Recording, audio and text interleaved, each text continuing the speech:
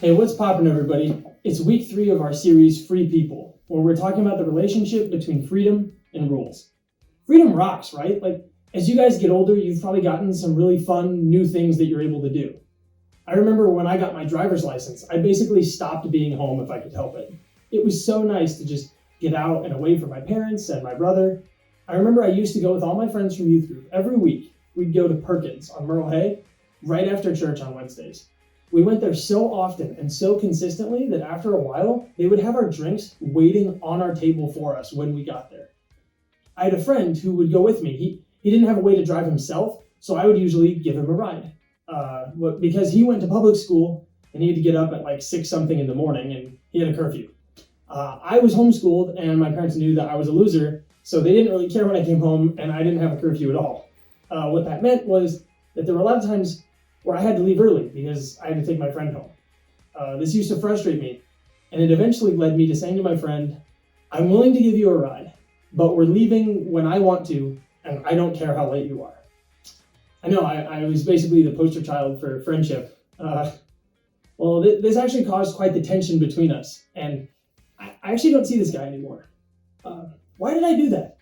You know, it's not an easy balance to strike, is it? The balance between what we want and what others want. Sometimes we're not sure how to compromise, and most of the time, we don't even want to. Most of the time, we want to make decisions that benefit us.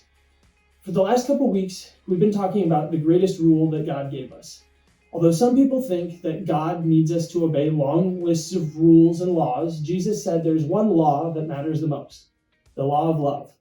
According to Jesus, following God comes down to this: love God and love others as you love yourself. This greatest commandment sounds so simple, but it's not easy to do. If you've been here the last couple weeks, you also know all about James. He was a brother of Jesus and a leader of the Jerusalem church during the early years of the Jesus movement. During that time, he wrote a letter to the early followers of Jesus that you can now find in the Bible as the book of James. In his letter, James was trying to help these Jesus followers learn how to obey God's law. James wasn't a king, but he was still a powerful person, because he led one of the most important communities of Jesus followers at the time. People wanted to hear what he had to say. James had a lot of authority, power, and influence, and people from all over looked to James for wisdom.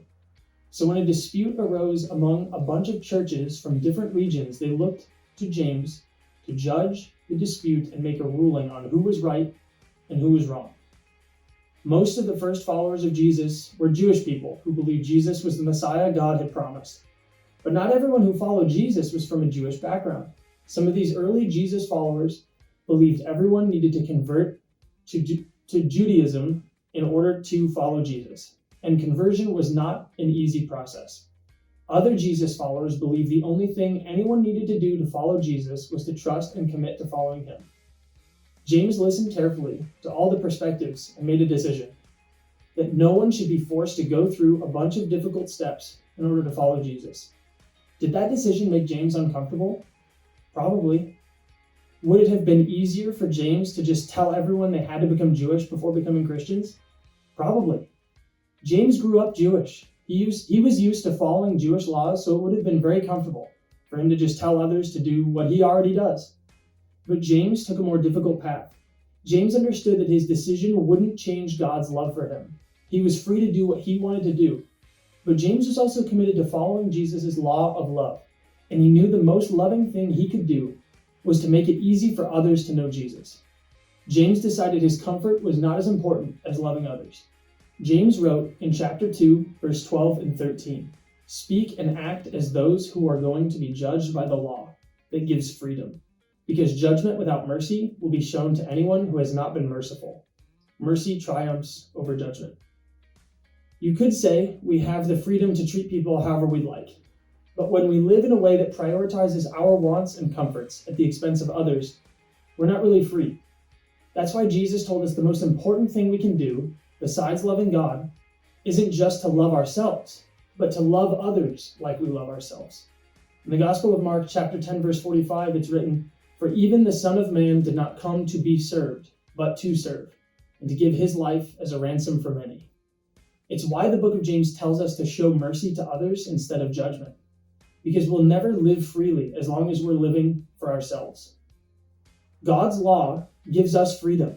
We're free to make the decisions that benefit us and give us what we want, if that's what we want. God's not going to stop us or love us any less. But prepare for judgment, because God's law of love gives us freedom, but we're still called to speak and act out of love for God and for others. This is the thing we will be judged on. There will be no mercy for the unmerciful. Let's remember here, this isn't a threat. James is warning us. He's warning us that justice has a way of coming back around.